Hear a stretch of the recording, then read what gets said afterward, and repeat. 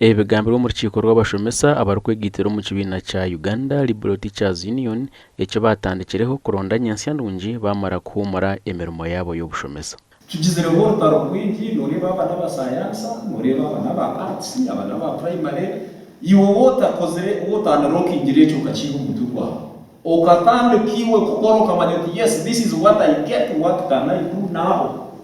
You will just remain there crying. You see, I'm not a scientist and what? I offer my services for the whole week. I also join and teach at night, but I cannot afford to educate my child in a school where I'm teaching. Am I safe? Am I safe?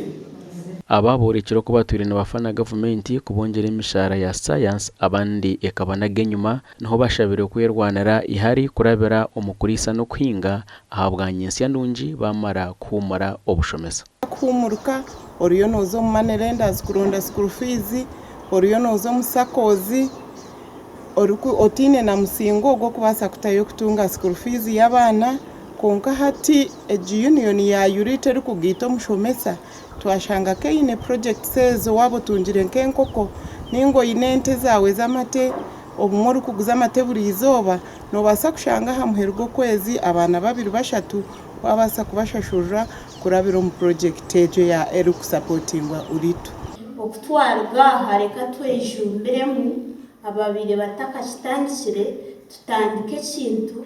We also benefit as these people are.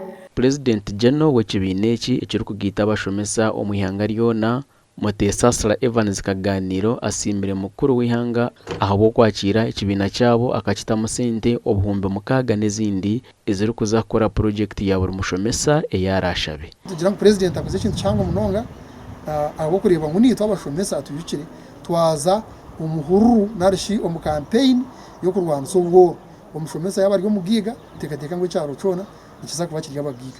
We are here for a very serious cause and we must make sure that we fight hard for our welfare, for our plight. It's our time now to shine. Gashakwa Ben Muhozi.